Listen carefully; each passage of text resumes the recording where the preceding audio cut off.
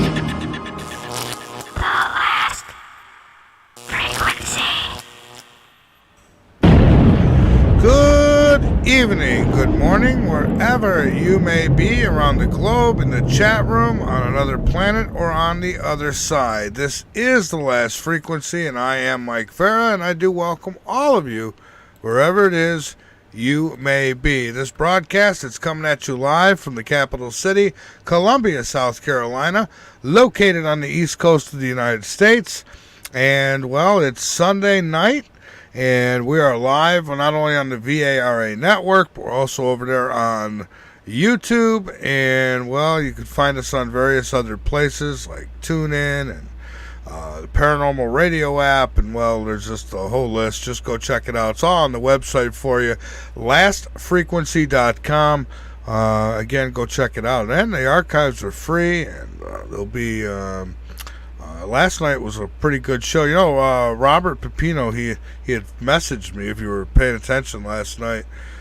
He had missed the show, but you know what? I thought he had misinterpreted the message, the email, but he didn't. He actually was tired and fell asleep, and I guess I can understand that when it's after midnight. So he'll be with me next week. But tonight I have. I have a first-time guest joining me tonight. I know of him. I've known of him. I've seen bits and pieces of his show in the past, and I think at one point we actually had a mutual stalker. I won't even get into that. That's many moons ago. Vinnie Eastwood joins me tonight. He is a talk radio host, singer, songwriter, comedian, filmmaker, and as they say, an all-around good guy. So we'll be talking to him tonight, and he's going to discuss his possibly facing jail time for nothing more than protesting. He was protesting the lockdowns, and and he is... Well, he's going to talk about the Communism of New Zealand, too. So we're going to get into a few things here with Vinny tonight, and we'll do that in just a little bit. In the meantime, before the break, I've got a little bit of news, kind of in discovery stuff that I want to get into briefly, really quick here. Scientists have discovered a secret planet hiding in our solar system. Yet again, here we go again, right? Every time this Planet X thing starts dying down, something new comes out, you know. So there are 8 planets in our solar system, plus poor old Pluto, which was demoted in 2006. But what if there were more, they say? Turns out that might be the case. Astronomers have calculated there is a 7% chance that Earth has another neighbor hiding in the Oort cloud, a spherical region of ice chunks and rocks that is tens of thousands of times further from the sun than we are. Hidden worlds like this are a class of planets that should definitely exist but have received relatively little attention. That is until now. If a planet is hiding in the Oort cloud, it almost certainly, they say, is an ice giant. I guess they would know that, right? Large planets like Jupiter and Saturn are generally born as twins, and they have huge gravitational pulls of their own, however, and sometimes they destabilize one another, like interfere. And that could have led to a planet to be nudged out of the solar system entirely or exiled to its outer reaches where the Oort cloud resides. Now, amazingly, it can sometimes be easier to spot planets hundreds of light years away than those right in our own backyard. Yet, people will get pictures of it with their cell phone. I don't know how they do it. Boy, they got amazing cell phone cameras to be able to get photos of Planet X right there. Anyways, I'm over on Facebook, Twitter. I am on, obviously, YouTube, Rumble. You can find me on Truth Social. You can find me on MeWe, Gab, Pinterest, Tumblr. I'm on all of them. You can find me over there. And yeah, you can get click right on the buttons and go right to it. Right from the website, lastfrequency.com. A researcher says that the first UFO crashed in Italy in 1933, and he has evidence. So he says, not Roswell, it was Italy. An Italian researcher claims they have proof that backs up recent allegations that a crashed UFO was recovered in Italy in 1933. It adds to a growing interest in unidentified anomalous phenomena, as they call it now, that now includes elected officials and a NASA panel. I have a lot of faith in that. Italian ufologist Robert Pinatio, okay, let me say that right, Pinatio, says that fascist dictator Mussolini got his hands on a flying saucer after it crashed on June 13th of 1933. And he claims they have proof of this. I wonder if I can get a hold of this guy. It'd be nice to have him on. Last but not least, orcas. They seem to be fighting back. They've had enough of humanity's BS, I guess. Orcas are attacking boats, and this phenomena seems to be spreading. I would not want to mess with an orca. Orca will wreck your day. The seaborne mammals have sunk 3 boats and damaged 100 more over the past 18 months or so. Yeah, they're getting tired of it. They see what happens in places like the Cove, and, they're just a little tired. Maybe they're tired of a lot of things. Military testing, and there's a lot of stuff goes on out there that I'm sure ticks these intelligent mammals off. The phenomena, which seems to be limited to a rare and endangered population of Iberian orcas, had until very recently been regulated to the waters of Spain and Portugal, with multiple reports and instances of unprovoked attacks on boats. I think they're trying to send a message. The animals seem to go for the rubber, and in some cases even follow the crippled boats back to the port. They want to make sure that they get out of their neighborhood. Now, according to reports, there's even been a case of this kind of thing happening off the coast of Scotland, more than 2,000 miles away, suggesting that the behavior is spreading and the animals are literally teaching one another to attack boats. Experts believe that this behavior may have been started with an adult female named White Gladys who survived some sort of traumatic event, such as being injured by a collision with a boat, or being hunted. Could be being hunted. Maybe one of their family members are stuck in SeaWorld. Younger orcas then started to copy her and tend to spread among the population. So they're teaching each other, you see a boat, bad news, get it. Yeah, that doesn't make me want to get on a boat and go out in the ocean anytime soon, I can tell you that. All right, so folks, I'm going to take a break, and then I'm going to come back, and I will have Vinnie Eastwood joining me, and I'll tell you more about him in just a few minutes. This is The Last Frequency. I am Mike Vara, and yes, we are live, and we'll We'll be back in just a few minutes, so go away.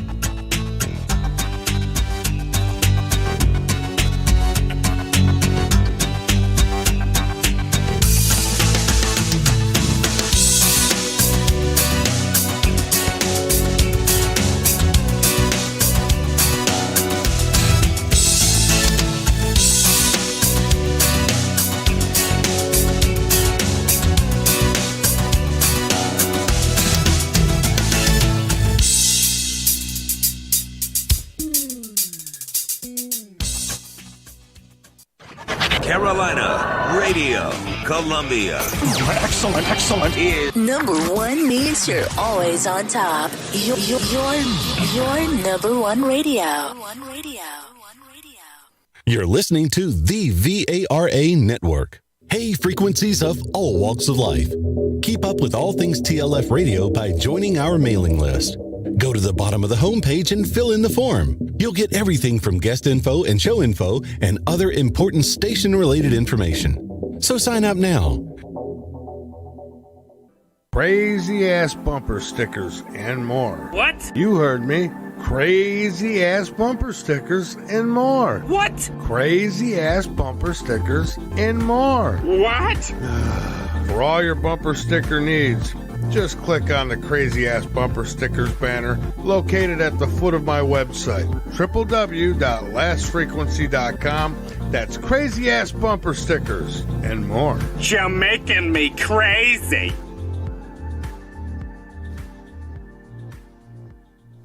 I want to talk to you about something very important for a moment here, folks.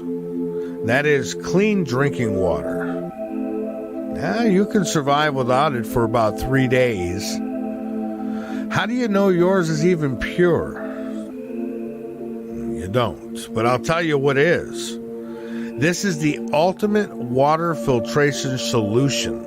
It's called Alexa Pure Pro. It is a groundbreaking gravity-fed water filtration system that outperforms all the others for less. I personally stand behind the Alexa Pure Pro water filtration system because I use it.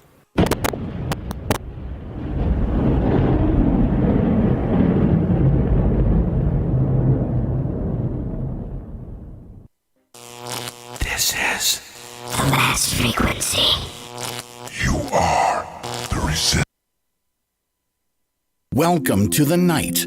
From the Midlands of South Carolina, you're listening to The Last Frequency with your host, Mike Vara. To get questions directly to Mike Vara, you can call in or message Mike on our website, www.lastfrequency.com. Now, here is Mike Vara. All right, back we are. This is The Last Frequency. And yes, I am Michael Vara. And again, the website, get on over to it, lastfrequency.com. That's lastfrequency.com. The archives are free over there, so have at it. And I don't know, go check it out. It's there for you. It's not only my archives, I got some others too. Got Late Night in the Midlands in there, which is mine still. But we got Tim Roxbury in there, and hopefully be adding some more here soon too. I got Uncensored, that's in there. You can get all those absolutely free. So knock yourself out. And again, you'll find me on social media. All that's on the website. So let me tell you a little bit about my guest. And I should mention, you want some bumper stickers? Crazy ass bumper stickers. Oh yes. And she, Kathy's pretty awesome. She probably one of the bigger supporters of this radio show and even this network, and we appreciate it. She's always coming up with stuff, coloring books, just different things, and the bumper stickers are awesome. So get you some. I got some here. I got, I like to stick them on places. You know what I notice when I go to the grocery store sometimes is I see these InfoWars stickers. They're sticking them on these shopping carts, and these things are like Gorilla Glue. I mean, you want to get it off, good luck. But yeah, crazy ass bumper stickers. Go get you some. All right. So, Vinnie Eastwood, talk radio host, singer, songwriter, comedian, filmmaker, all around good guy, as they say. Vinnie Eastwood is a New Zealander, and it says here with much more reach into the United States and global truth movement than any other. Hilarious, cynical, insightful, inspirational, terrifying, enlightening, and incredibly modest. Yes, it would seem so. From 2008 till today, he's created over 6,000 published videos and radio broadcasts consisting of 20,000 hours of long-form interviews with over 2,000 plus of the world's leading thinkers, researchers, inventors, warriors, scientists, and professionals from hundreds of different disciplines, gaining what few come to possess, perspective. And his website, www.thevinnieeastwoodshow.com. And so I'm going to attempt to connect him. I noticed that I had one of them window updates came in, and luckily I caught it before the show. It changed some of my sound settings, so we should be okay here. But let's go ahead and give it a whirl, shall we? Let's go this way. See how that works for us. Good evening, Vinny. How are you tonight? Oh, hold on one second. It seems that they've changed my settings here. Hold on a second. There was an update, a Windows update, so let me go and change this back. They seem to think they know best. How about now? No. I can't see you. You haven't got your How about camera now? on you. Not yet. Still not hearing you. Let's see. Can I hear you now? Oh, well, let's try this. All right, wrong. Let's see. Let's try this one. How about now? Oh, okay. Let's see. There it is. All right, we got you. Fantastic. Great. So how you doing, my friend? I'm doing fantastically. I'm so sorry about the difficulty with the technical issues. This is what happens in live radio. You just can't prepare for it, including people just calling me for no reason. You'll have to excuse me one second. Oh, that's okay. Go right ahead. That just happened to me a couple minutes ago. No, not that. That should be it. There we go.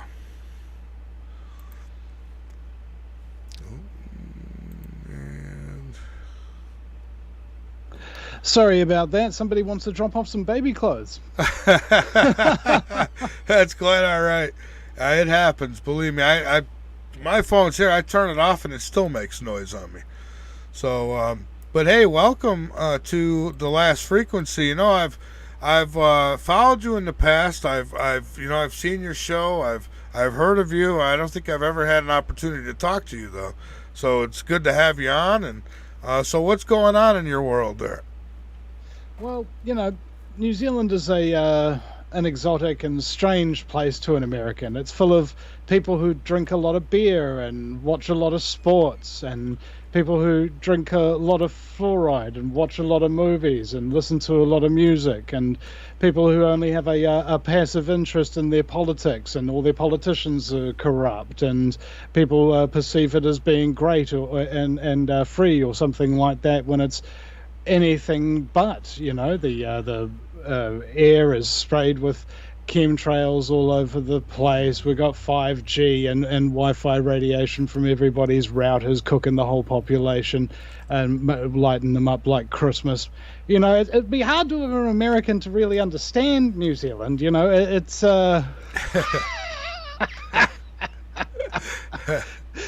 whatever you got over there, man, we've got it over here. It's just got a different accent. Yeah. Well, right now it seems the entire world is corrupt. It's gone the way of the woolly mammoth, I think, here, and so you know, I don't know as though it's going to get any better. So you're experiencing it firsthand over there, huh? Oh yes, the long hand of the New World Order does stretch as far as the isolated remote archipelago of New Zealand. It does. Oh, yeah. And the icy tendrils of its grip are very cold indeed. Now, what we're talking about here is, first of all, can you be arrested for peacefully protesting in New Zealand and banned from protesting as a bail condition? Well, yes, you can. We know that now. Wow. So that's spelling doom for free speech in general.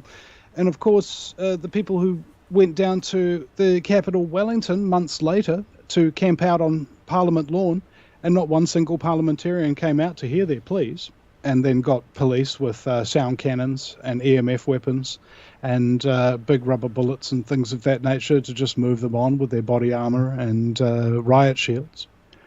Wow. And New Zealand has become a different place. The things that you would think about in the Lord of the Rings and the beautiful scenery and whatnot have a dark cloud over them if they can do things like this to people like me and the thousands of people that occurred at the protest. And our bail conditions were like insane. In the middle of a lockdown, we were not allowed to leave the house. We had police knocking on our door at 4 o'clock in the morning, making sure we were still there. Oh my God. And we had no cell phones, not allowed. And we weren't allowed to access the internet. And myself and Billy TK, who were arrested, weren't even allowed to talk to each other. And that condition was in place for like over a year. Holy cow. And I mean, the cell phone and the freedom of speech and internet, the police actually said they did not want to remove that bail condition when we tried to appeal it because, quote, it would not curb their ability to spread anti-lockdown sentiment. Incredible. You know, it seems like the United States is right there knocking on the door, too. I mean, believe me, this place has flipped the script, too. You know, you get in trouble just for speaking out now. But, yeah, so you're possibly going to be sentenced, well, what I was reading, up to 3 months in prison? Just for protesting. Oh, yeah, peacefully. Unbelievable. Well, in the United States, they call peaceful protest burning down neighborhoods, you know.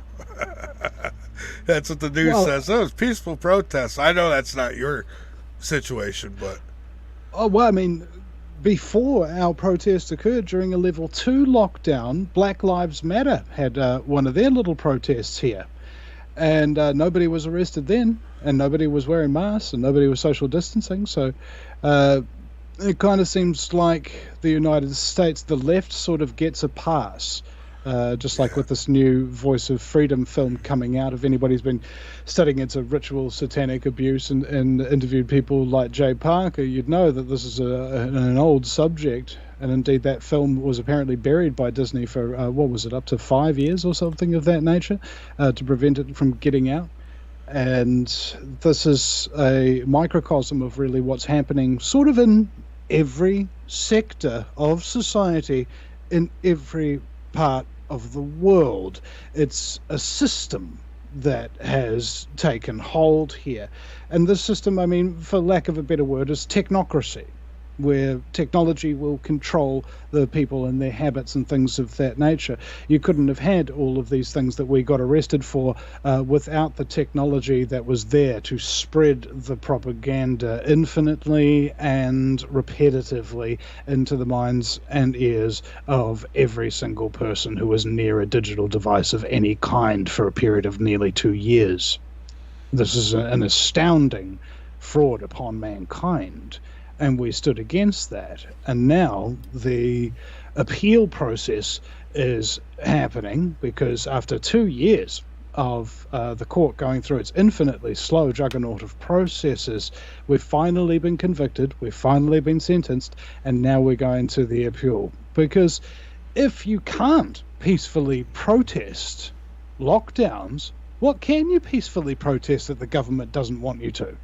Exactly. Right? It'll set a precedence, you know? That's right. And there is a precedent with a person I actually protested alongside many years ago when I was first starting out as a young videographer and activist by the name of John Minto. And he led a protest during the 80s where the Springboks, that's the South African rugby team, were coming here, and they had things like honorary black players and things of this nature during apartheid. And they were protesting that, and they were smashing police officers. They were burning cars and things of that nature. John Minto was sentenced to prison, but in his appeal, you know, it's noted that this isn't just wanton violence. This is a protest of a kind for a reason. And so his appeal was successful, and that set a precedent back then. So that's one of the cases that we are relying on for our appeal. And it seems that New Zealand has entered a very dark propagandistic age whereby even in the street, ordinary people, if you tell them what you know, not what you believe, but what you know, they will treat you like a heretic. There is a religiosity with this mindset around this issue that is terrifying to behold. People have been programmed quite successfully. Oh, absolutely. They've been programmed successfully. And, you know, here they start in the, you know, in the classroom, in the kindergarten, first grades, you know, and they start indoctrinating these children. And, you know, as they get older, I mean, as you see now, I see it here, some of these kids who grew up the last decade or 2 decades, you know, they got a different mind frame, different mindset. It's really changing things, and it's a hold that's around the entire planet. I mean, God, we got cameras everywhere. I was just saying this last night. You can't go anywhere. I'm in Columbia, South Carolina. You can't go anywhere without a camera seeing you. I mean, there's cameras everywhere. So, you know, yeah. I just had on a person today, you know, all these disasters and weather-related incidents. We've been having them in New Zealand too. Wiped out 50% of the horticulture sector of what's known as the fruit bowl of New Zealand. You know, some on-flow effects from that kind of thing. They busted deliberately banks of rivers so it would flood small towns and things of that nature, and didn't even tell them about it before they did it. So that walls of water came rushing at them at 6 o'clock, 4 o'clock in the morning. Wow. Right? Rumors are abound about like hundreds and maybe even 1,000 people dead because of what the government allegedly did. But the government's official figures is only 8 died in the floods. Now, that's something that we also need to be mindful of, is how the media is adept at twisting things. And basically, they just lie. Oh, yeah. Right? It's just simple. They're just liars. They lie. It's what they do. And you can't trust a liar. That's right. Pure and simple. The more you listen to them, the worse your mind becomes, because it gets filled up with no alternatives to these lies. And I think that's why a lot of people are trying to seek out alternative media sources, although with the banning and shadow banning and deplatforming and things of that nature based upon conversations of this ilk, it's almost impossible for anybody to make a name for themselves or to come up around this, you know. I mean, I lost 65,000 subscribers. you know? Oh yeah, believe me, I've faced it too. I got hit hard. YouTube nailed me for every little thing. Facebook, all the social medias were banning me for a while, and I got some accounts back now. But you got to watch every little thing you do or say, or they'll get rid of you. And you know it's hard to advance that way. It really is, and they know that. That's why they do it. Yeah. Precisely. Yeah, that's the situation that we're dealing with. Basically, a cage has been built, and now the walls are just closing in. And that sort of fighting spirit, I don't know, I guess I used to have it, but after so many years, seeing the progress of the enemy and fighting so hard, and yet to see the enemy still progress. And these are the enemies of truth, love, and freedom.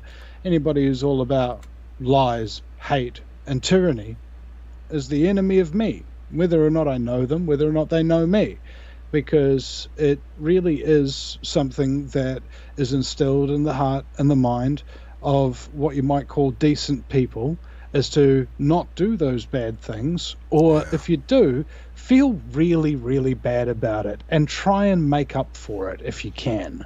And this is not the most common mentality anymore. I see people just largely becoming users, consumers. They don't produce, they don't give back. It's a taker mentality. Oh yeah, believe me, you're seeing it right too, because that's exactly what it's like. I mean, now it's just insane. I mean, even the courts. I mean, you must be concerned. I mean, like I know here, a lot of the courts have been just basically, I mean, you can't trust them either. They go against what's right, it seems now. And so, when you appeal, do you expect to get, any fairness out of any of this? Well, reminds me of a joke. I saw a guy at a music festival in the morning walking down the path and eating a banana. And I said to him, "A banana for breakfast? I don't see the appeal." And if I may be so bold as to say, I've had quite a lot of experience with court corruption, okay, in terms of the amount of guests that I've had on my show, and proper activists like Vince Seamer and Penny Bright, the late Penny Bright, who've gone into court. I believe Penny Bright won against the Auckland Council when they got her arrested 21 out of 22 times, not a day's legal training in her life. She cost the council millions and millions of dollars because she refused to leave council meetings when they were talking about private contract procureship, which is, as people might not realize, the number one cause of corruption in the world, according to Transparency International, involves private contracting. The number one source of corruption. And if you've got practices like that, they're generally roughly about twice as expensive as doing in-house services. We used to have people who worked for the council who did all the business and stuff like that, and now we've just got contractors rolling around. Okay? And it's now twice as expensive to do everything. Isn't that interesting? Yeah, it's the number one source of corruption. She uncovered that, and it only took her getting arrested 22 times. Well, yeah. I tell people I don't know if it's going to get any better. I mean, where we are right now, I don't know if we can, tip the tilt back. I hope we can, but I mean, you got to need enough people to wake up and enough people to actually, voice their concern. And right now, it just seems like people, they get, like you were talking about the media, it's like if somebody keeps lying to me, I'm not going to listen to a word they say anymore. But people seem to want to give the media second, third, fourth, and fifth chances. They lied about that, but they're telling the truth about this. And I think people just need to shut it off completely and forget about it. And of course, guys like you and I, it's tougher for us too, because they're trying to gain full control of the internet too. I mean, that's the goal, get us off. It's the last vestige of freedom, the internet is, and I believe there's a number of people working on an internet too. so that people who are freedom-minded and things of that nature, if they want to connect to the internet, can actually connect through that internet rather than the current one. And that's the thing about freedom. I remember I was interviewing Cliff High one time from HalfPastHuman.com, and I said to him that humanity is like a spring. If you put pressure on that spring and push it all the way down, it's going to resist you all the way down. And even if you get it all the way down, it's still going to continue resisting you all the more. And the second you let slip, it's going to pop back up again. I like That's what the human spirit is like. And Cliff told me, no, Vinny, use an organic example. Humanity's spirit is more like a water spring. Now, what happens when you try to push down water that's bursting its way through to the surface? It finds It starts its way. finding the weak places and the burrowing sideways through sand and through mud and through rock, and then spouting out to the surface from places you couldn't predict or comprehend. That's what humanity's spirit is like. Well, our spirit's definitely being tested right now. That's for sure. And, I think I've had many guests who say, well, we're here at this time for a reason. And, I hope so. And I hope that we could turn this thing around. I hope that you get justice in your case. I mean, that's horrible. I mean, I hope people are paying attention to this right now, too, because this is what's coming around everywhere, around the world. They don't want you speaking up, protesting, nothing. Not unless it's their protests. They send out people for their so-called peaceful protests. And the neighborhoods get burnt down. Let that be a lesson to you, Yeah. The same true in Hong Kong. Some people were giving a presentation here during the 2020 election that I was helping out Billy TK with, my co-accused. And they said that 10,000 Hong Kong protest leaders 10,000 protest leaders went missing after China took over. True. I believe missing. It. Yeah, right? I believe it. Yeah. People will know that if you stand up against the Chinese government, very soon after, you will learn to make a new career out of breaking large rocks into smaller rocks. Okay? That's if you're lucky. That's if they don't take your organs first. Oh, well, it depends how healthy you are. If you're a Falun Gong practitioner and you believe in balance and healthy food and things like that, your organs are just beautiful. They actually had to build. I was hearing multiple extra hospitals just to keep up with the demand. Yeah. People are coming in on Lear jets on a stretcher, billionaires kind of like, with fresh, just beautiful organs waiting for them, and just do the operation right there, and then they're back on the jet and they're on their way home. It's happening a lot more than anybody would really even realize. And when we're talking about this, it's like the value of human life. Okay.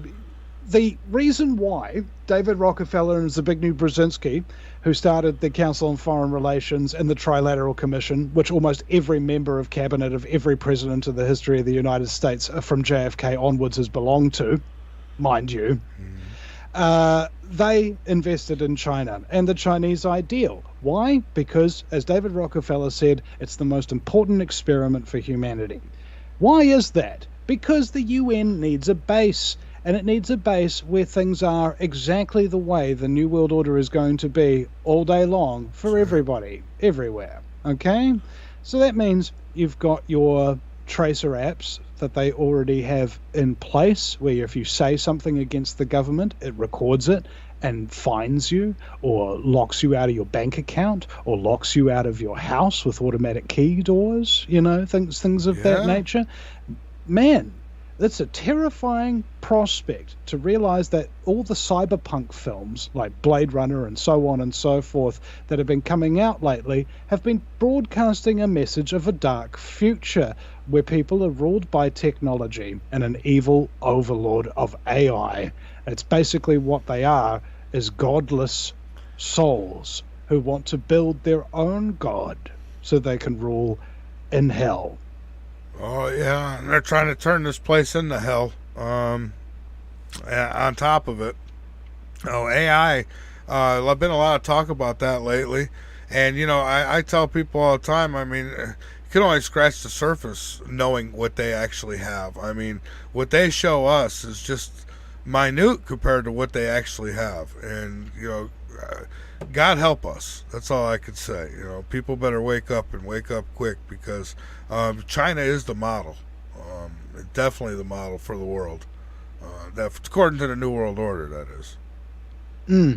And the Royal Canadian Mounted Police conducted an investigation as to Chinese infiltration of their country, I believe in the late 90s, and that investigation was shut down at the highest levels. The highest levels means the Prime Minister's office, which means in the late 90s, the Chinese already controlled the Prime Ministership of Canada. All right? Yeah. Here's what they did find before they got shut down, that the Chinese owned 80% of downtown Vancouver, for example. They owned a lot of real estate in Canada, and downtown areas in particular. Indeed, they had a presence, the Chinese Triads, which is the organized crime arm of the PLA, the People's Liberation Army, which is the Chinese CIA. They had a presence in 100% of Canada's ports, all right? And my friend was told this as well back in the day by a Chinese official that he was friends and drinking with. He said, your country's on our list. And he goes, what country? New Zealand, And he said, you've got a lot of countries on our list.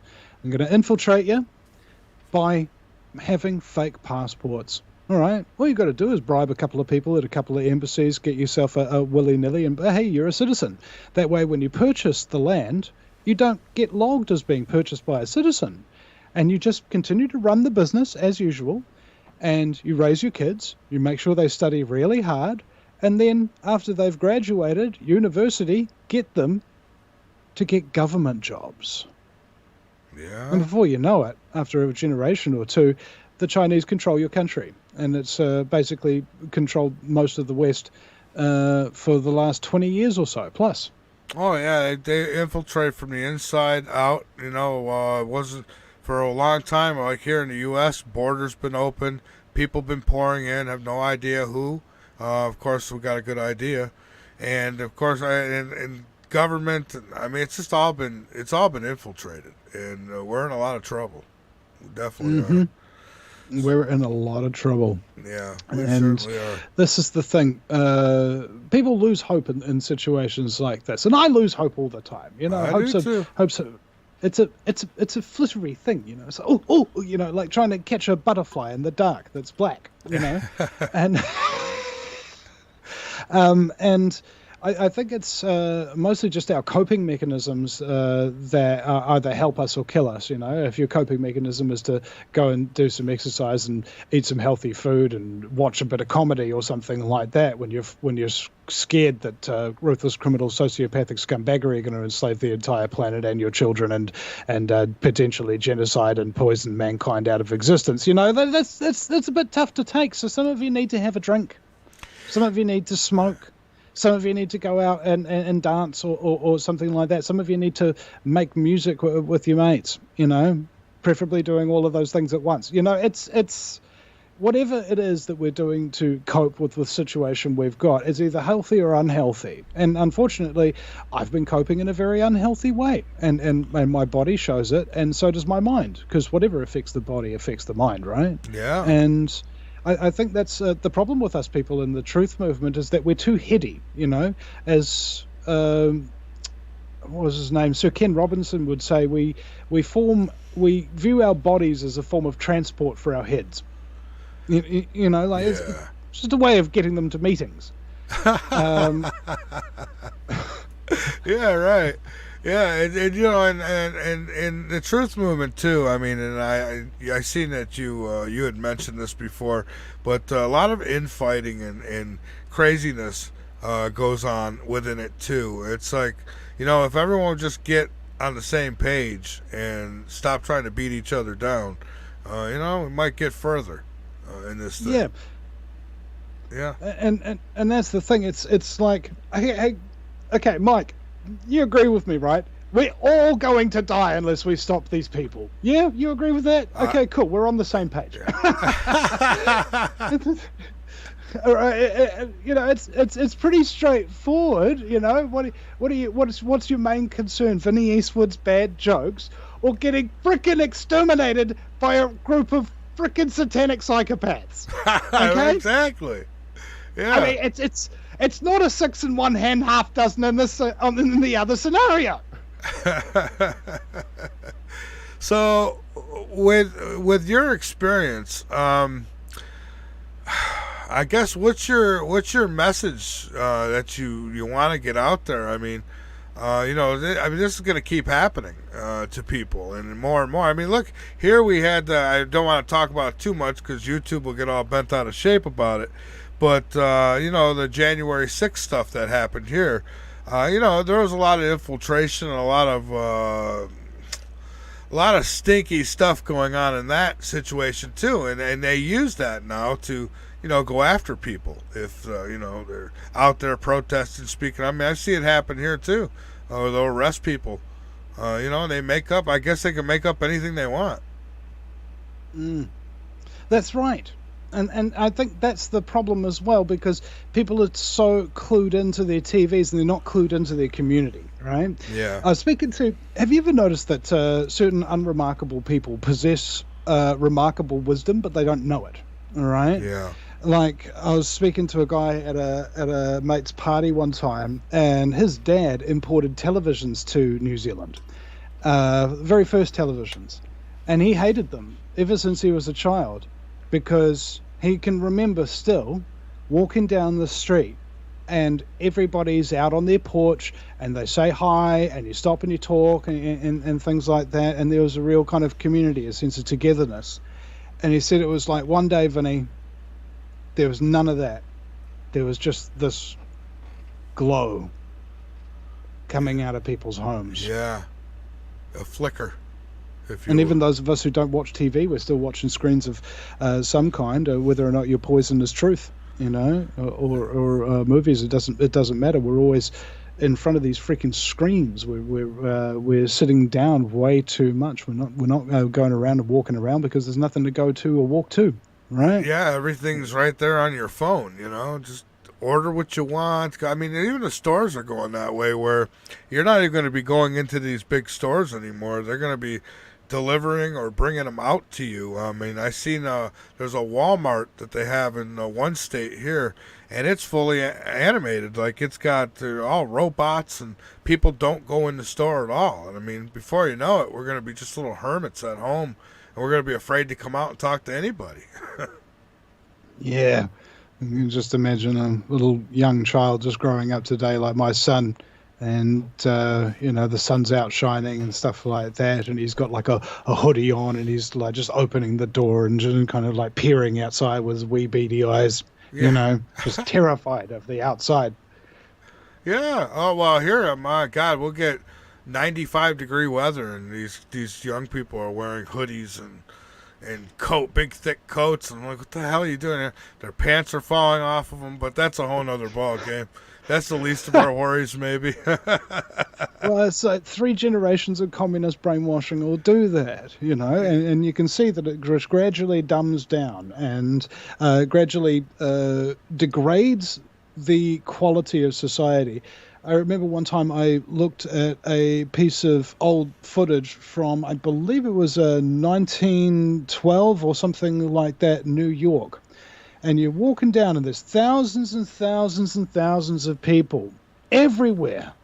All of them had a hat and a suit and well done shoes. Everybody was dressed to their best. There wasn't one bummy looking person that you could see. All right? Mm-hmm. Because people actually took pride in themselves because they had to. Because if you looked shabby and you went for a job, you wouldn't be able to get one, and you wouldn't eat because there was no welfare. Yeah. Right? Yeah. Unlike now they want to give everybody everything. Well, not everybody, but they want to give a lot of people everything. As we experienced in our lockdowns, they were just sending checks to everybody here. And, now we're paying for it. You go in the grocery store, I mean, things are very expensive. It's getting hard to live for the average person. And I'm sure that's everywhere. I don't know. I know it's definitely here. Well, Jordan Peterson talked about the percentage game, kind of how people on the very, very end of the scale, like, for example, a 20% increase in the price of fruits and vegetables, which we've had in the last year in New Zealand. Yeah. For somebody right on the edge of the scale, that's the difference between them actually surviving or not. Okay? Absolutely. For me, that's a question of what, other luxuries do I have to give up in order to keep surviving, right? And for somebody who's, I don't know, in the way upper end of the scale, this doesn't make a difference to them whatsoever. Well, right. And, I often hear our wonderful president here say, that inflation's not gone up, it's gone down. And I'm wondering, like, who's doing your grocery shopping, man? Because it's gone nothing but up. I mean, it's amazing. I mean, just one peach you could pay like almost $3 for, it's like $2 something a pound, I mean, it's killing people. I mean, they can't eat good. But if you want to go get yourself the macaroni and cheese, that's still, you can still get that for $1. So. That's the other thing as well. When I found out that I had liver problems, my naturopath sponsors the show, incidentally enough, so that was convenient. But it turns out that it's when you're eating carbs, drinking coffee, or having any kind of sugar or alcohol or cigarette or stressful situation, that all puts stress on the liver. And the liver's got like 3 different repair cycles. So even if you give up 1 or 2 or 3 or one of them per day, you're still going to stop the liver from cleansing properly. Now, what's interesting about that is the first sign that you've got liver damage and liver problems is that you become apathetic. Now, those things that I just listed, I have a name for that list of things. It's called the things everybody does all day, every day. Right. So why would the, if I may be so clerical on this, why would the New World Order style our entire diet and lifestyle to be designed to give us liver damage and apathy? And what can you do to an apathetic population? Phew, good question.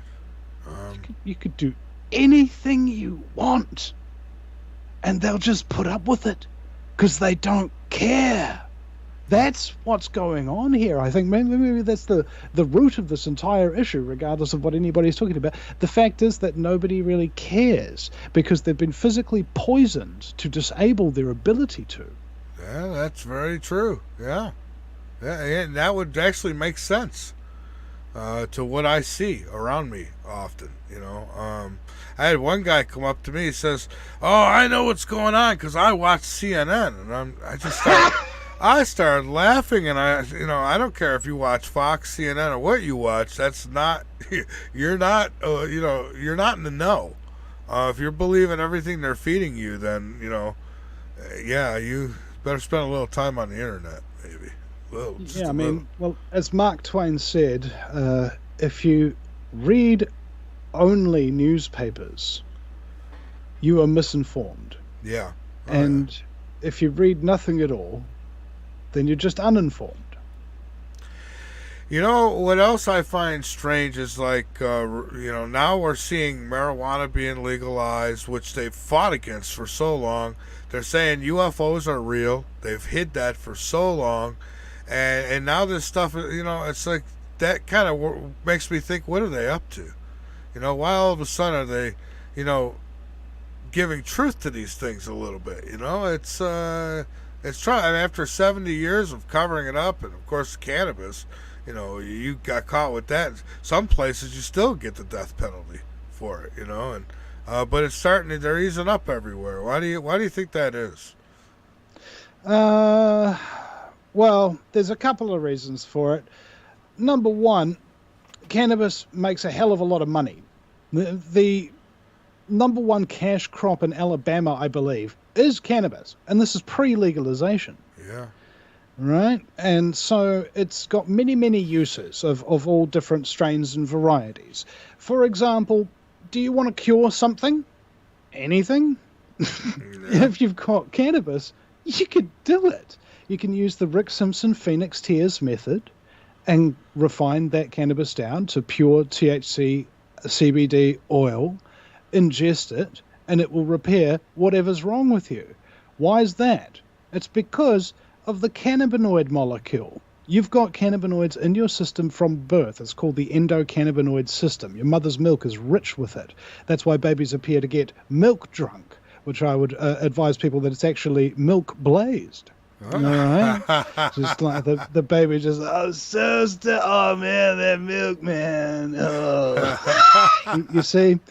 And the way it works is basically it's what I would call a transmutable molecule. Your little receptors on your cells, like a little sea anemone, and they're sitting there waiting to catch stuff that's going through the system.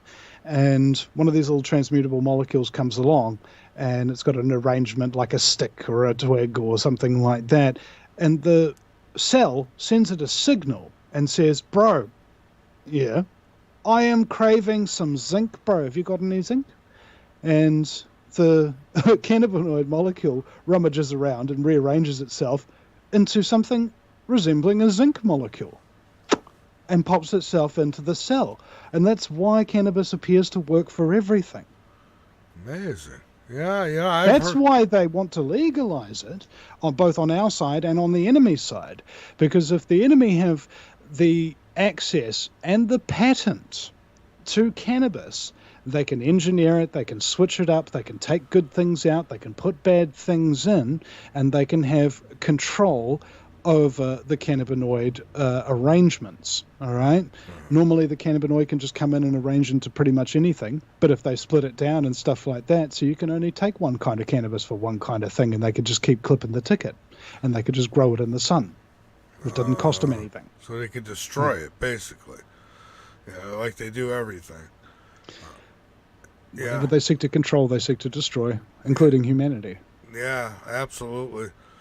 So, your show, you're still going then, right? They didn't stop you from... Well, not entirely. I mean, I had 65,000 subscribers and hundreds of people watching while I was live and maybe 2,000 views before the 2-hour show was over. And now I'm lucky if I can get a couple dozen people watching. Yeah, well, they're definitely trying to shut you down. I mean, I remember on YouTube, while looking at one video from the night before and looking at the count on it, I went and did a live show. I came back after that show 3 hours later and looked again, and it had 2,000 less views than it had when I started the new show. And I'm like, how does a video that's already over with, how does it lose 2,000 views? I mean, so numbers are played with, definitely. And that's a shame. It's too bad. It messes with your head too, doesn't it? Yeah, it does. It does, and sometimes I guess, it makes you think sometimes, why am I doing this? But you know what? If you can get 12 people to listen, and those 12 people tell somebody else, you just got to keep moving on. You can't let them stop you. Got to do what you do. It's I was talking with Jonathan Eisen, who's the editor of Uncensored magazine and the New Zealand Journal of Natural Medicine down here in New Zealand. Had a wide circulation. That's been shut down as well. And he said the reason why we do this is because, well, out of that dozen people, there might be one person who changes their life after listening to this broadcast. They might have heard something that really spurs them on. Yeah. They might actually start going and cleaning the garage up. When they've been putting it off for ages, they might go and get their liver checked. They might stop drinking coffee, or they might do hundreds of thousands of different things that you could possibly do when you're influenced by a show like this with the information that it comes out of it. And that's why you do it, for that one person who might improve their life and then send a ripple effect out and benefit all the people in theirs.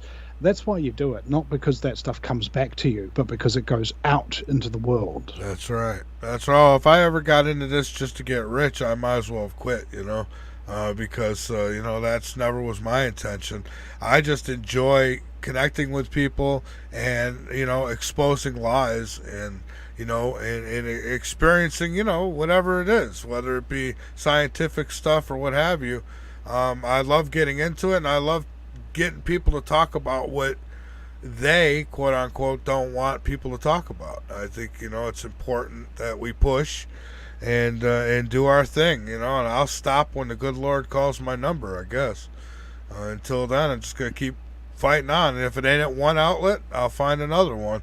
Right now I have a website that I broadcast on radio, and then I also use Rumble and YouTube, and I noticed a big difference from Rumble to YouTube. YouTube, the numbers get suppressed dramatically. On Rumble, they go a lot better, which is kind of strange to me, but okay. I mean, it is what it is. But anyways, before we're done here, Vinny, I want to give you the floor to get out anything else that you like, and maybe we could do this again in the future, and maybe put a longer time into it, because I think there's a lot of other things we could discuss.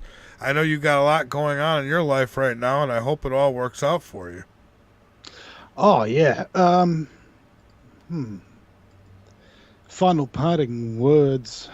I mean, if your audience is feeling like me and like many other people, you might be feeling down in the dumps and things like that. And basically, there's one lesson I've really learned as being an activist, is that when you need help, ask for it, and it shall appear.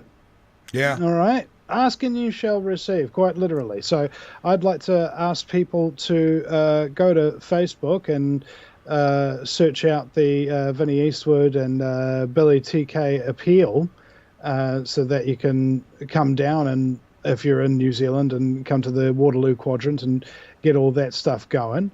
But the day democracy died, the little documentary that I made about that is quite awesome, and I would like people to go to the VinnieEastwoodShow.com and just look at the Day Democracy Died banner, little blue banner, and go through and see that. Sign the petition at change.org as well. Vinnie Eastwood and Billy TK should be able to get you up there. So there's petitioning. There's recommending me and Billy to other talk radio show hosts and other networks, colleagues, and things of that nature. Can we get on the radio? Can we get on the air? Because it is July 17th. The appeal is on July the 31st. So we have a limited time window to drum up support for this issue, because it's not just New Zealand that really stands on the line. It's really the world. Because if the world stands by and says that, hey, if you're protesting lockdowns and these measures that we all don't like and things of that nature, and we just let you go to jail and we don't express really any support on you, what's going to happen when it starts happening to us? Because it will.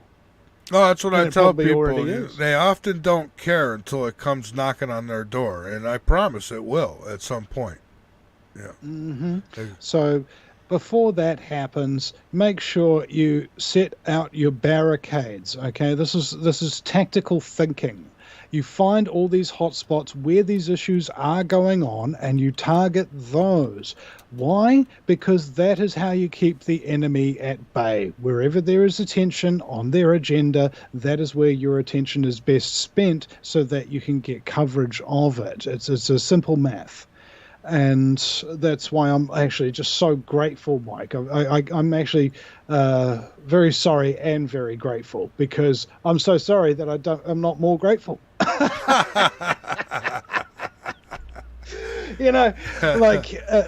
There's so many people. I was just thinking today, actually, about people who gave me a chance and helped me to get where I am today.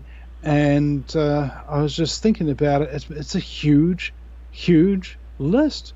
Hundreds and hundreds of people who've gone out of their way to give me a hand when I needed it, and to give me a leg up when I needed that, or a piece of equipment, or a sandwich, whatever it is. People have been there to provide it when I've needed it, an exact amount that I need it, exactly when I need it, And I think that is the lesson of being in the truth, right? Yeah. Somebody comes up to you and says, Mike, I want you to sell lies. And you're like, lies? What Why do I not sell those? Well, mate, you're going to be rich. Okay. You're going to have as many women as you want, all the drugs that you want, all those famous and amazing and beautiful people that you see on the TV and stuff like that. They're going to be your friends. You're going to hang out at their parties and their homes and stuff like that. You're like, really? That's what I get if I sell lies? Yeah, mate. Oh, okay. What about you, mate? What do you reckon I should sell? I reckon you should sell the truth, Mike. Oh, yeah? What do I get if I sell the truth? Well, you're probably going to lose most of your friends. Yeah. And become somewhat of a social pariah. And living's going to be not easy, but it's going to be possible. You need a better sales pitch, mate, is what I'm saying. Really, you want some people to sell truth based on that pitch. It's just like, yeah, I'm sorry, it's the truth, mate. I can't dress it up. Yeah. Like, okay. Well, what are the unintended consequences of selling lies then, mate? Well, all those people, the famous and beautiful people who think are your friends, yeah, they're not really your friends. They don't actually care about you. And they'll vanish as soon as stuff goes sideways for you. Yeah. And stuff will go sideways for you if you open your big mouth or don't do what you're told by the people who give you all your money. Because then they'll stop giving you your money. That's right. And then people will stop talking to you. And then you'll have nothing. Oh. And you'll be remembered as a liar. Yeah. Well, what are the unintended consequences of telling the truth then? Well, you won't have too many friends. But the ones you do have, you can count on. You can rely on them. And they truly care about you. And they'll be there when you need them. And everything you need to survive, everything you need to progress to the next level, no matter really what it is, if you truly need it, it'll appear for you. And you'll be able to live your life and have a good night's sleep every night that you want to. Yeah. Yeah. And, and that's where I'm at. Believe me, I've had the golden carrot dangled in front of my face before. And certainly wasn't offered to beautiful women, but the money, you turn it down. And I'll tell you, it's been a rough ride. I've been doing this for 15 years now.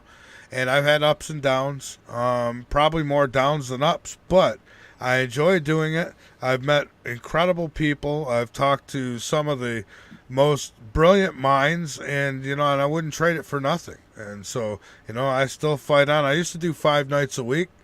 I got attacked and jarred around quite badly. Even my everything was being attacked. Every night was a challenge just to get the broadcast off. But it's just still here, still doing it. I'm not going to stop. And I hope you don't either, man. And I'm going to pass this around everywhere. It'll be on all the social medias. I'll post it everywhere I can. And I wish you the best, my friend. And I hope we could do this again soon. Yeah, man. Well, talk radio is a atrocious field. And what that means is that not everybody can do it. Yeah. Definitely not everybody can do it.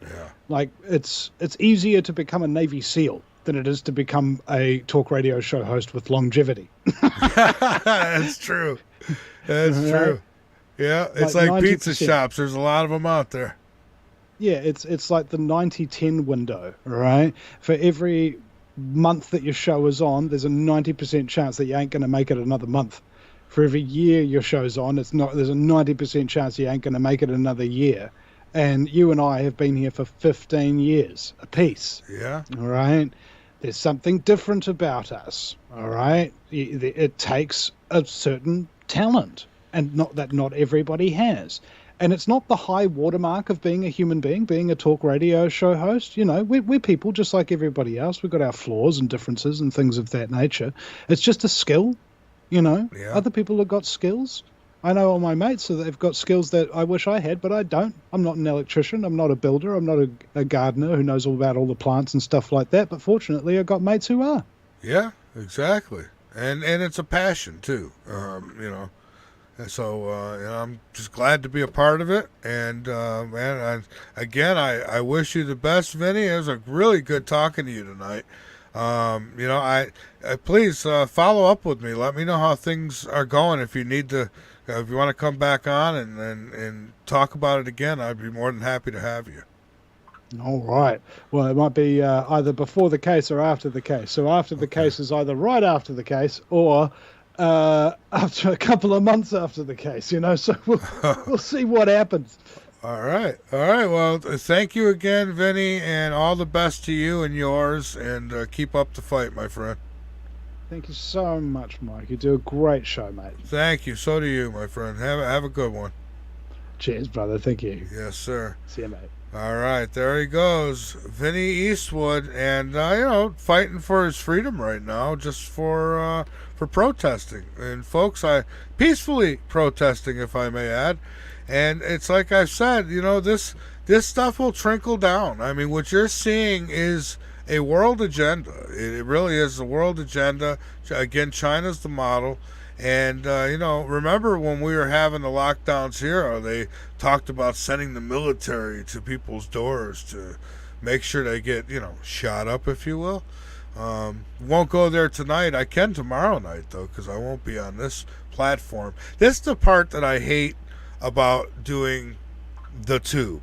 The part I hate about that is that certain things, because if you say it, they'll take your channel right down. And, I can't tell you how many times I start over here, and I do it just because I want to keep some of you listeners just, you're stuck on YouTube. You won't leave. And so I try to connect with you, and tell you, it's not easy some nights. It's really not. So, Vinnie Eastwood, folks, go check him out. Look for him on Facebook, the Vinnie Eastwood Show. He's done a great service to the truth movement, and I hope you'll support him and spread the word. I'm going to take a break. Then when I come back, I've got Dr. Rand coming on. He's waiting in the, as we say, the green room. So we'll be bringing him aboard. You're listening to The Last Frequency on the VARA network. Don't go away, because it's not quite over yet. All right? We'll be back.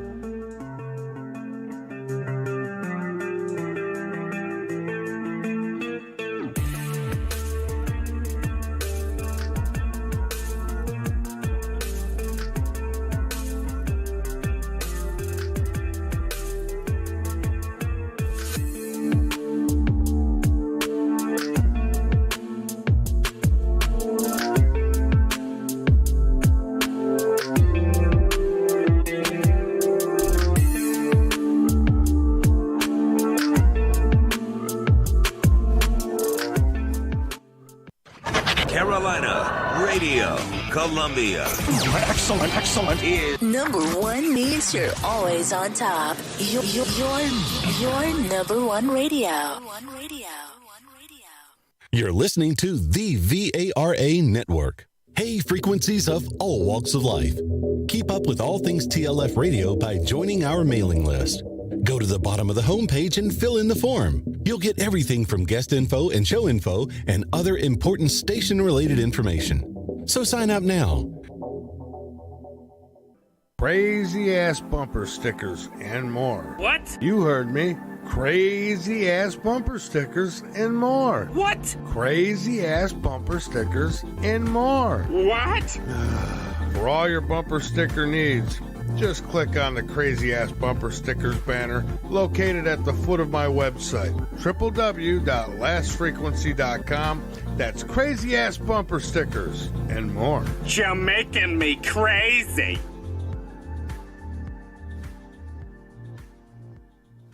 I want to talk to you about something very important for a moment here, folks. That is clean drinking water. Now, you can survive without it for about 3 days. How do you know yours is even pure? You don't, but I'll tell you what is. This is the ultimate water filtration solution. It's called Alexa Pure Pro, and it is a groundbreaking gravity-fed water filtration system that outperforms all the others for less. I personally stand behind the Alexa Pure Pro water filtration system because I use it.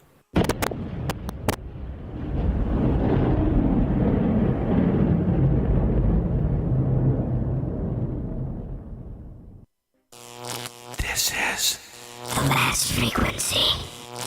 You are the resistance. Welcome to the night. From the Midlands of South Carolina, you're listening to The Last Frequency with your host, Mike Vara. To get questions directly to Mike Vara, you can call in or message Mike on our website, www.lastfrequency.com. Now, here is Mike Vara.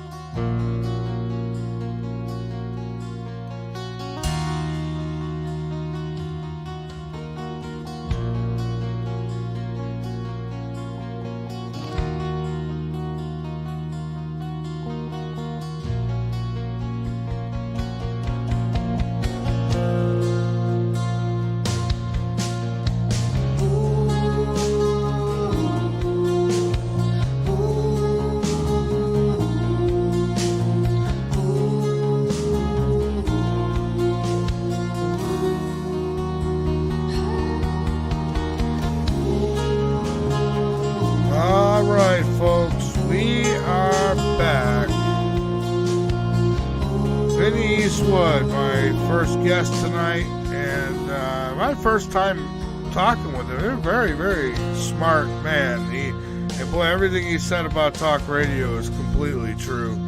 You really don't. You don't know, when your last day is going to be in radio. It just, if people stop supporting, it's it. It's over. And when you have a cabal, if you will, that fights against you at every turn because they know that you're loose at the tongue and you're not afraid to say what needs to be said, bad things happen sometimes. And that's where the support of you, the listener, comes in big time, because without you, as I've always said, there is no us. If you want to help me continue to do what I do, I would appreciate it very much. You can go over to lastfrequency.com.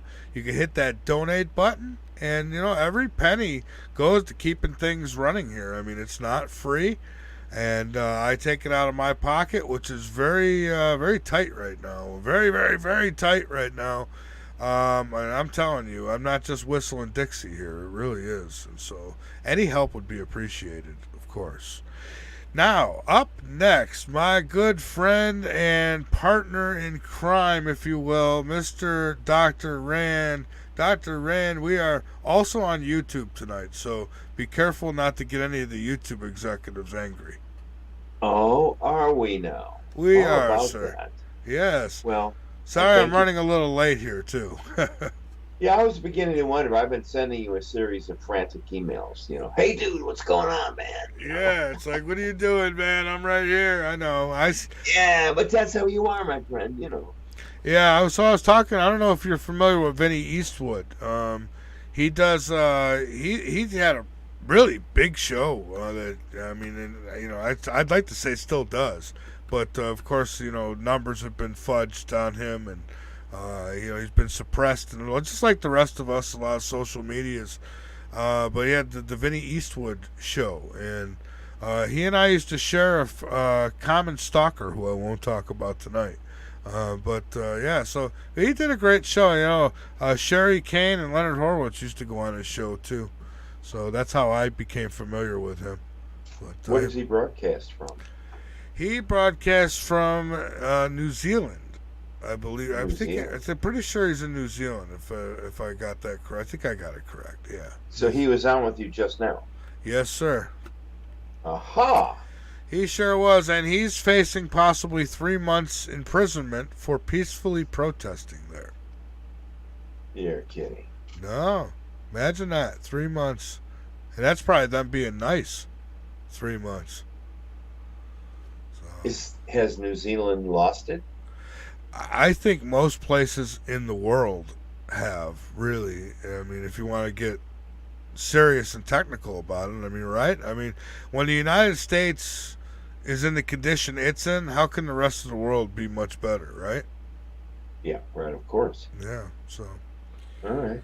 But So what do you want to talk about, dude? Hey, they, as this Planet X thing seems to like a flame, it starts to die out, and then suddenly somebody adds fuel and it sparks up again. I just read an article, and it's not from before it's news or something. I mean, it's from legitimate science kind of publication, and they said how they believe there to be even more stray planets out in our solar system that we do not know about. And some, they're talking about in the Oort cloud that there could be some that have been actually bumped out of our view into the Oort cloud and have long orbitable long orbits, and at some point, long and irregular. Yes. And so the chance of these rogue planets, all these things we hear about, it's not so far fetched, is it? Well, wait a minute. Let's back up here.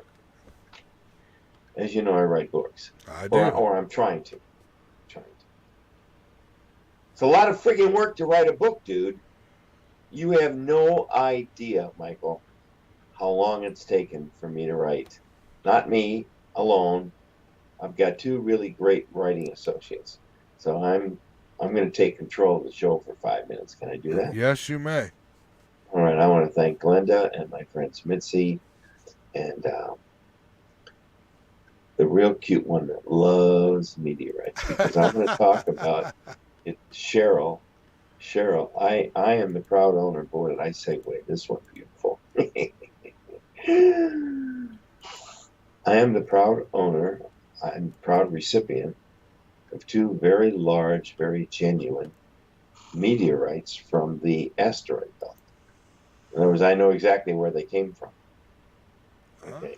And they are parts of Marduk. Now, Marduk was the planet that was obliterated that used to exist between Jupiter and Mars. There was this planet Marduk, and it was a large rocky planet about the size of Venus. It's not as big as they said it was. It was about the size of Venus, which is smaller than planet Earth, not by much. Okay, so here's the deal. I'm not exactly sure how to begin the story of how I got the meteorites, because the story begins years and years before I actually got them. So I figure I'm writing a book that talks about ETs and UTs and UFOs and UAPs and extraterrestrials and ultra-terrestrials and spaceships and meeting this kid my age. And the book's great. It's called Reality Engineers, and I'm talking about it now because we're at the very final stages of producing it. Good. Did you want to say something? Oh, no, I'm listening. Okay, so last couple nights I've been thinking about how wonderful it has been to, first of all, be given the chance to even tell the story. This is quite a story, and it goes back 60-some years to when I was a kid of 12 years old. So the whole theory and thesis of the book is about my experience at age 12, having been aboard a real, live, physical vehicle called a UFO or UAP for about 4.5, almost 5 hours while it was on the ground up in Manitoba, Canada, in the last week of September. And it took me an awful long time to figure out if I should even tell the story. So I finally have, and the book is nearing completion. In fact, I just sent my editor and my co-writer Glenda. No names, last names, please. Just Glenda. Yeah. Just like Splenda, she's the sweetest. Ooh, that was terrible. But Yeah, that was all right. A really sweet, loving lady. Anyway, the deal is that the original manuscript that I wrote, which I submitted about a year ago, the next phase, it's being published by Dorrance Publishing, and the next phase was to have them reformat my original manuscript. In other words, I just didn't send them a notebook full of hand-scribbled notes. I actually wrote the book word for word, paragraph for paragraph, chapter, verse, page number. I mean, I presented a beautiful, it's called the first edition book, to them, and they said, yeah, we're interested in that. So we worked out a deal.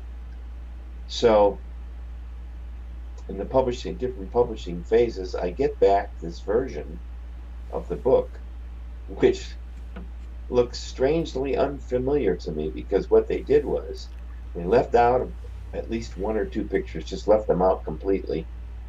And all the pictures tell a story within the book. In other words, when I'm talking about being caught out on the boat, nearly being destroyed by the storm which was sinking my boat, lightning flashing about me, waves washing over me,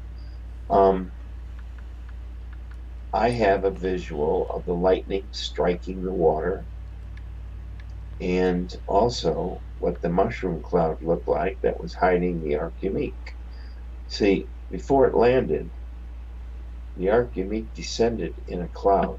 I didn't see it descend. It was suddenly there. In other words, I'm looking up, and all of a sudden, I see this cloud forming, and the cloud comes down. And that's how I first saw her. The cloud appeared. I'm looking out into this dull, graying sky. It's just about dusk. And this glowing cloud suddenly materializes in a very dark gray sky. All right?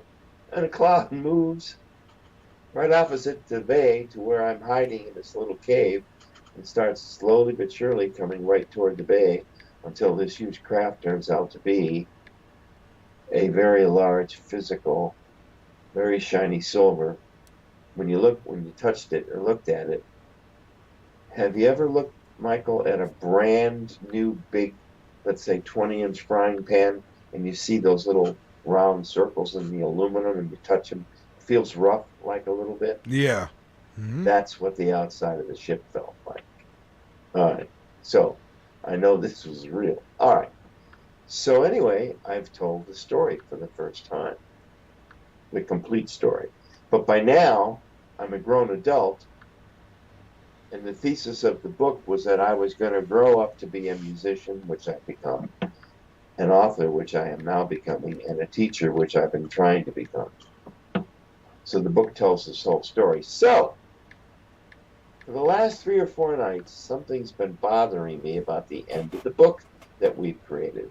Really bothering me. I mean, it's like, dude, there's something wrong. You have to go back to the back of the book. Nobody told me what was wrong, except my little mental guy said, hey, there's something wrong. So anyway, as it's turned out, I'm removing an entire section of the end of the book. It's going to be about 15 to 18 pages. I'm just taking them out of the book. And I'm going to end the book where most books usually end, at the end of the story. That's it. We're done. Thank you. Hope you love to read. Now I'm going to take those parts that I'm removing from the Reality Engineers, and I'm putting it in another book that I've now fully developed, but I didn't have a tail end for. Am I making myself clear? In other words, I wrote another book already, and it's in prototype form, right, Michael? Okay. You can sit there and leaf through it and go, oh, I like that. But I didn't have an ending for it. Now I got the ending, which I took out of the ending of the Reality Engineers. I'm going to use as my ending. I'm just going to insert it. Just drop it right in place, just like I did on the Reality Engineers. Well, I hope it's a happy ending. Oh, I'm not worried at all. I know what's going to happen.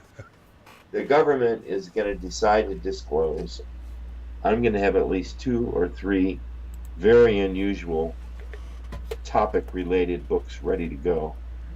And I think that hopefully I've made an alliance with a publisher who will understand the significance of the kinds of books I've been writing and creating. All right, now, how much time we got left? Oh, we got about a half hour. I'll do this real quick. Okay, I'm going to quickly tell you the story of the meteorites. Okay, it all started one very dark and stormy afternoon in the Mojave Desert in late September 1977. I'm out visiting George W. Van Tassel, the guy who built the Integratron, and he and I are standing on the top of what he professes to be a pure crystal pyramid that is buried beneath us. Now, the strange thing is at the very top of where we're sitting is all this beautiful white crystal that's slowly being chipped away by people. Okay, let's stop right there. He said that we're sitting on the capstone, which is being slowly but surely nibbled away by people over the last 50, 60, 70, 100 years. Yeah. Okay, so while we're sitting on this pyramid, I'll tell you about the pyramid later, he says to me, now I want you to look southwest. He said, just follow my gaze. And I looked out, and we're looking at the top of a ridge line that's probably about a mile away. But the mile consists of this long, slowly rising land until you get to the base. You see what I'm saying? In other words, you have to get up there, right? Okay. Now, reality as we know, I'm just going to skip a frame here. Reality as we know it on this planet is very, very complicated, which few of us understand, and even less few of us think we understand, including myself. But I'm working at it, okay? The reality on this planet is of a very complicated nature because it involves our free will. You can't have reality without free will, because what drives reality is the thinking and the doing and the acting and the drama. You see, everything has a vibration, Michael. Everything from a dying plant to a giant elephant to a nasty cobra to a very nice grandma reading to her kids, on the swing out the porch. Everything has a vibration to it. We just don't realize it. We don't think about it. And everything we do one way or another affects something else, somebody else does every other way. You see, I'm on your show tonight. Why? Because you called me and asked me. Otherwise, I wouldn't be here, would I? That's right. Now, all right. Now let's discuss that reality. Why did you call me? Not that I'm unhappy. No, I just want to talk about how freaking weird reality is. You know what? Then I'm going to tell you the story about the meteorite. Okay, but you know why I called you? Because I know of everybody I could call, you're one person who would love you to take the time. Because, for one, you don't get to do your show anymore. So I know you like to get on, and so I always keep you in mind. Love to bring you on. Oh, yeah. We go way back, Dr. Rand. Yeah, 2007. Yeah. I was your third guest on your third show. That's right. You were my first guest on this show. That's right. Now, yes, that's right. That's right. I'm going to be writing about this and Sit On It. See, Sit On It's going to be my last book. Here's what I figured out. I've still got to assemble 3 more books. I've already got them written. They're already written. I just have to assemble them. All right. It's part of the publishing process. We'll talk about that later. I want to talk about how I got the meteorites. Anyway, so here's the deal. I'm telling you, my friend, I'm going to hit that friggin' lottery. I know it. I had the ringing so bad in my ear the other night, and I finally tuned in, and Elon said, get a ticket. That's all it was in my head. I hope you do one. Get a ticket. I knew it was him. I knew it was him. That's it. We don't have these long, protracted, hey, pal, what's going on, dude? No poker games or... No poker games, no jokes. Sometimes his comments are very, very, very funny. Okay. I asked him, I don't know, a year and a half ago, I said, why is the Earth still going through all its dramatic weather changes? And he simply said, because the sun is still being affected by wormwood in ways you haven't written about yet. He said, it's still lurking around in our solar system. We just can't detect it. It's got like some invisibility shield, but it's close and it's still agitating our sun. So when our sun acts up, it affects the weather on not only Earth, but the weather atmospheric conditions on every other suitably utilized planet. You follow me? Even the gas giants. Okay, so here's the deal. We've got to calm down, Michael. Even people like you and me. We've got to calm down and think about what we say and what we do. Okay? Now, when I come on with you, I come on by your invitation, which I'm more pleased than ever to accept. So what I want to do is tell everybody out there that if you have any understanding of or any desire to learn more about the reality of the extraterrestrial and the ultra-terrestrial hypothesis as it affects planet Earth, you'll want to buy my book, The Reality Engineers. Okay, so I got my plug in, and I hope you don't mind, but don't forget, I started talking about Planet X on your show that first night. And you know, you do know you broke the book for me, don't you? Do you have any idea how many we started selling? It was in the multi thousands within 10 days of me being on your show that night. Well, I never do that, I guess. Late Night in the Midlands had a lot of push power. It really did. It was and unfortunately things were attacked and abused so badly that, like my guest tonight, Vinny Eastwood, I've lost hundreds and hundreds of subscribers and all kinds of stuff that I lost, and I've had to start over. But you know what? I mean, it is what it is. I'll get back where I was because I'm good enough to do that and smart enough to do that. But I'll tell you what, it's but yeah, Late Night in the Midlands. I had one guy once, he said, he turned out to be a real winner, He says, I never sell nothing when I go on your show. It's like, well, maybe if you came on and didn't say, I did cocaine and maybe if you didn't talk like that, you'd sell something. I don't know, but everyone else seemed to do all right when they came on the show, and you did fantastic. So, hey. Well, thank you. Gracias. And me, I've had the best listeners in the world throughout my radio time.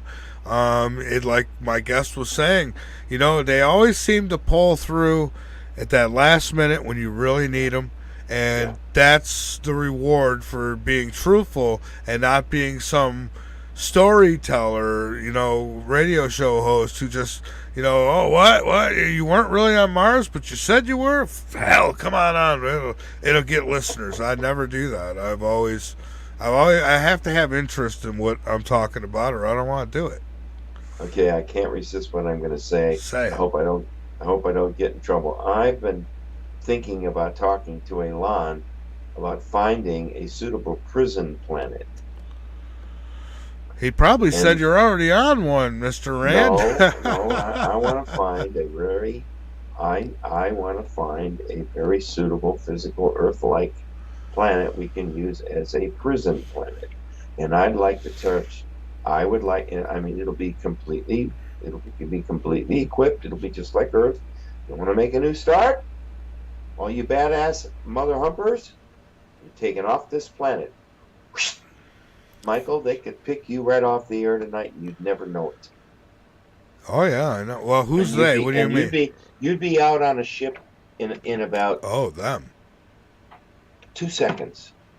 A second for liftoff and a second to land. And I would love it. When I seen the big ship come through here in this property that I'm living on right now in 2013, I ran underneath that thing and I screamed and yelled. And I wish it would have zapped me up, but it didn't that I know of. And the good thing is Autumn's seen it too, not just me. So, I'm not crazy. It was there, and that thing was huge, Dr. Rand. It was big, and it was bright, man.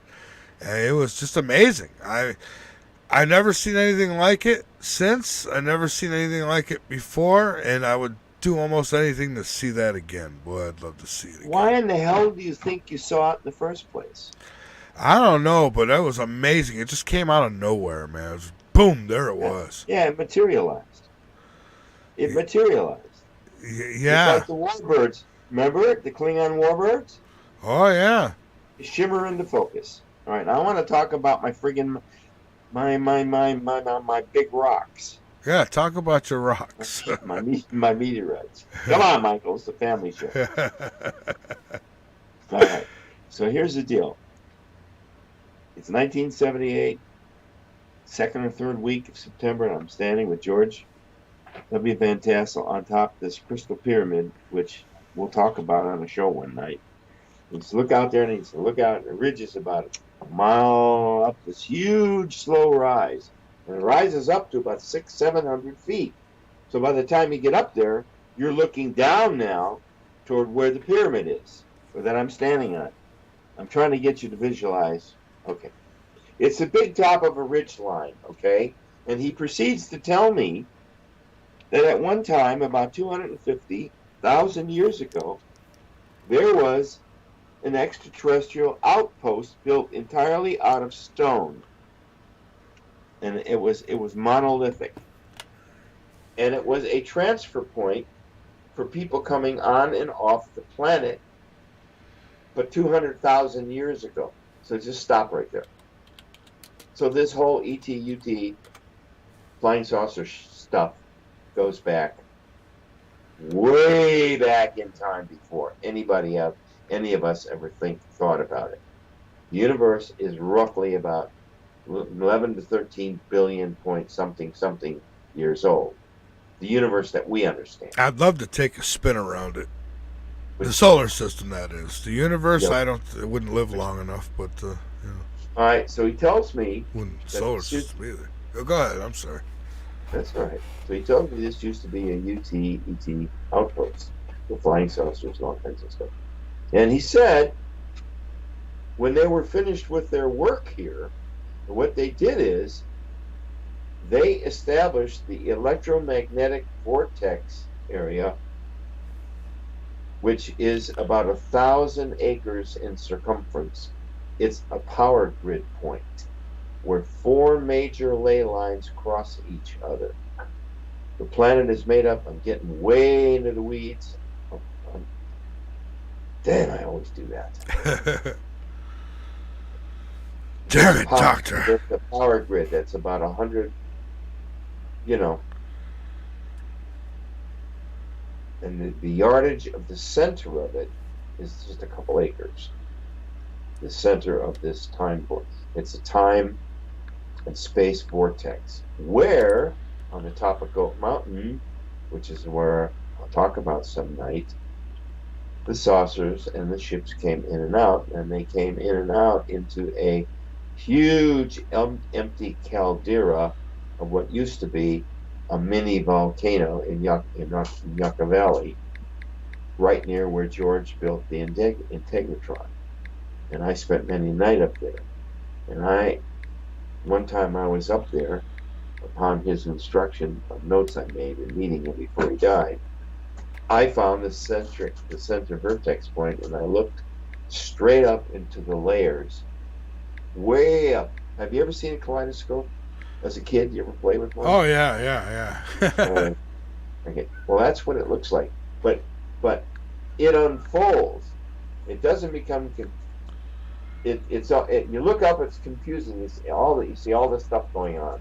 And then all of a sudden, starting from the bottom up, it starts to slowly but surely stop its movement, and all of a sudden clarity comes, and you're looking straight up into a shaft of light, and at the very end of it, it like gets brighter, and Michael, there were thousands of ships crisscrossing every which way. There are highways up there. We have no idea how primitive we are. And I know how primitive we are. You know what? They keep us this way. You know why? Because we don't know who we are. We don't know what we are. We still hate, kill, and eat each other. And some of us still think we came from monkeys. No. Everything comes from monkeys. It's just amazing. I always blame the monkey. Monkey ever gets intelligent, the monkey's going to be pissed. Well, that's not exactly true. That we couldn't. Oh, I know. Because there was a break in the experimentation, and then humanoids were developed. I didn't come from monkeys because I can't climb no tree. It doesn't mean God didn't do it. It doesn't mean God didn't do it. We don't understand what God or what God is. We think we do. We're off in the weeds. Okay, I'm going back in on the If we're not careful, AI is going to become the new artificial God. Nah, ain't gonna happen. What does your buddy say about that? Not to worry. All right, so yeah, it's easy for him to say. He's floating up there in a ship somewhere. He's only looked into the future. So here's the deal. I've just lost $8.5 million at the end of my record career in South Florida, and I fled to the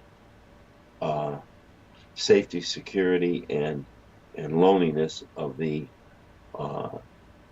desert in Landers, California, and I lived in a little turtle trailer about 1.5 miles off the road. I had to bring in my own water. I did run electricity, and I had a little outhouse. And I lived in that little turtle trailer for about 16 months.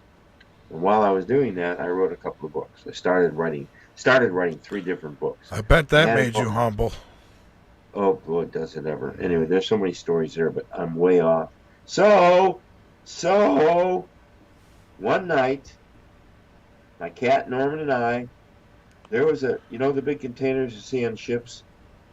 Yeah. You see them hauled on trucks? Oh, yeah. She had one. I don't know, 12, 14 feet high, and I don't know, 10 feet, 15 feet long, and 15 feet wide. And it was like a container. And I had a blanket up there and a pillow, and I'd go up there and sleep at night under the stars. So one night, I'm up there with little Norman, and this weird kind of storm came. I didn't see it coming. It never dropped any rain, but it really got windy and weird. And I got this mental instruction that I was to turn toward that ridge I described you, that the rim of that landmass opposite the pyramid, right?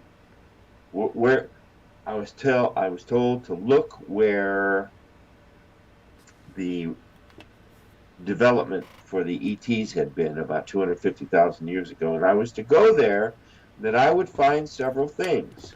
I would find a piece of a corner of a building, beautifully handcrafted stone.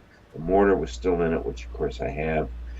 And I would find several meteorites and other valuable stones. All I had to do was go up there. So, not having a car that would do it, I had at that time a 79 Cadillac Eldorado, which was only a couple of years old. What a beauty. Love that car, Marco. I had that car for 24 years. Anyway, that's not the story. So I went and I rented like a Jeep kind of car. And I took some water and some sandwiches and a pair of sunglasses, and I went up. I drove all the way to the top of that ridge line, and I was able to breach it even with the Jeep. And I was up there, and I spent about almost a dozen hours until it got dark, and I wound up staying overnight up there. I felt safe. And I found several things, including the 2 huge meteorites, which, of course, I now have. So some of the meteorites are worth a bundle. These are extremely large and they're extremely beautiful. Oh, shoot. They're worth some money there. Yeah, one is 26 pounds. Probably about 10 grand, I bet it's worth. I've watched a TV show where people find meteorites, they dig them up. And I mean, they get size of a softball, and they're getting 10 grand for those damn things.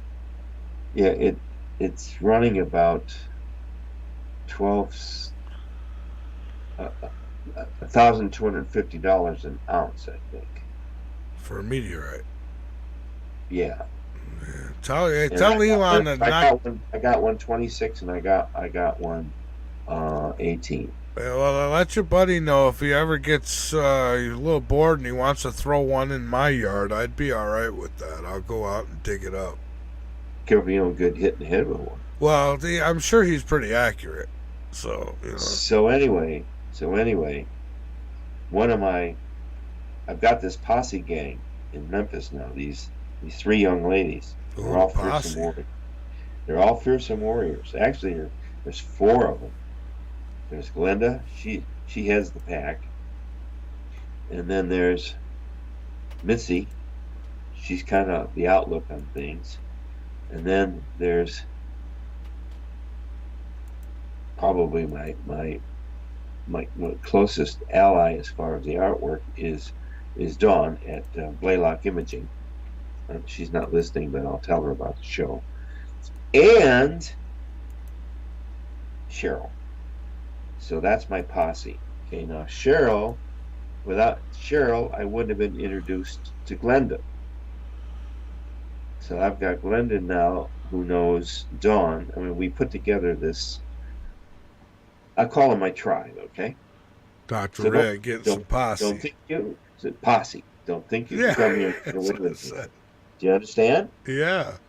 We're all gun-toting, so be cool. Okay, that's my posse. All right. Now, yeah. I said posse. I know what you said. Don't pull that crap. I don't know what. Okay, anyways, it's a family show. Mm-hmm.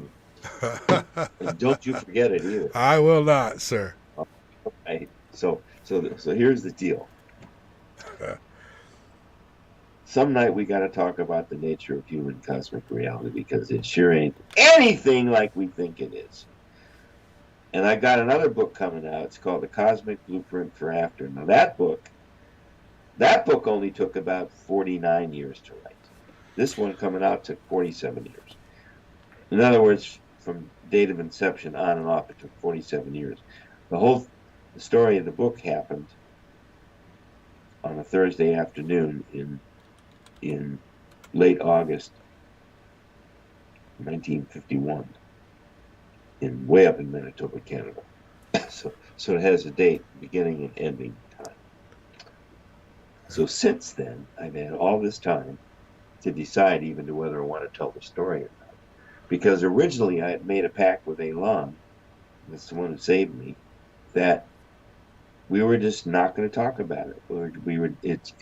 As he said, he always liked to quote Shakespeare. He said, "Didn't Shakespeare say,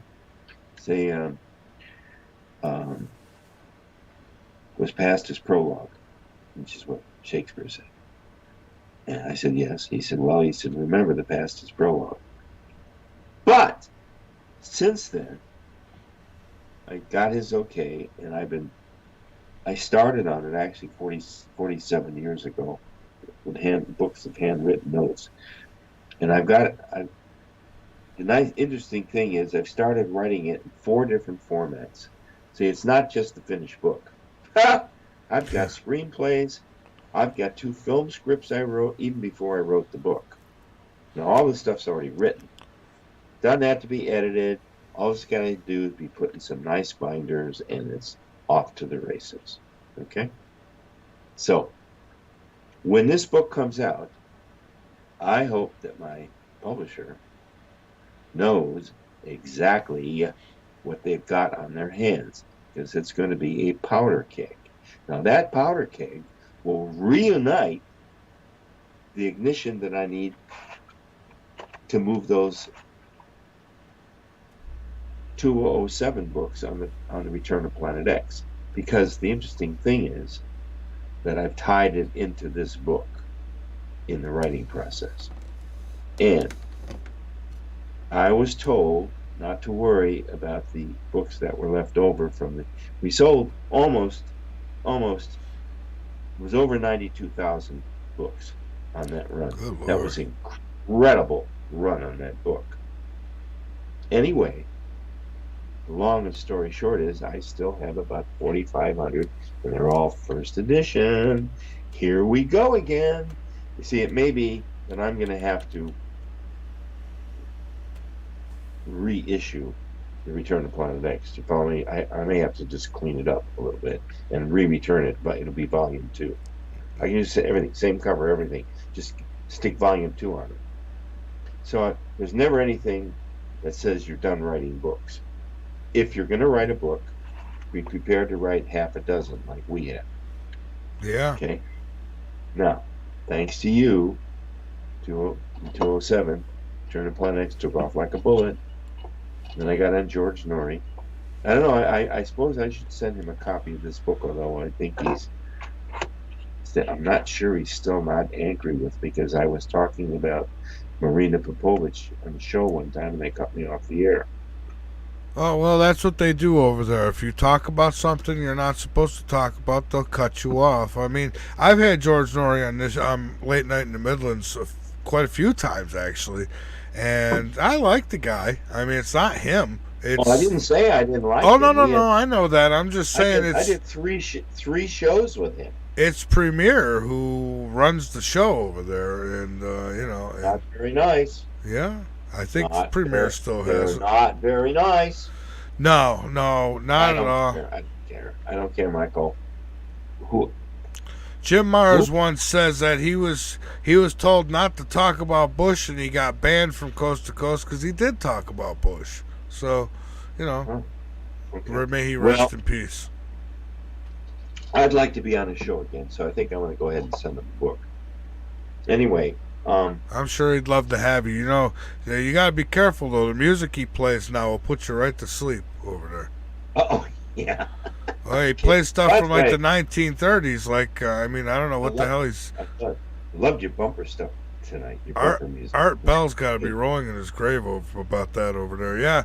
Yeah, well, thank you. I have to play a little different stuff here when I'm on YouTube because, you're playing music. Even if you got a license for the music, they still don't let you play it here. Have you got a big YouTube audience? It's not like it used to be. I had that channel got taken down, and so then I had to build a new one, and slowly but surely, I only do one night a week on it because I'm restricted to what I could say, and I just can't work like that. That's tough for me. So one night's enough.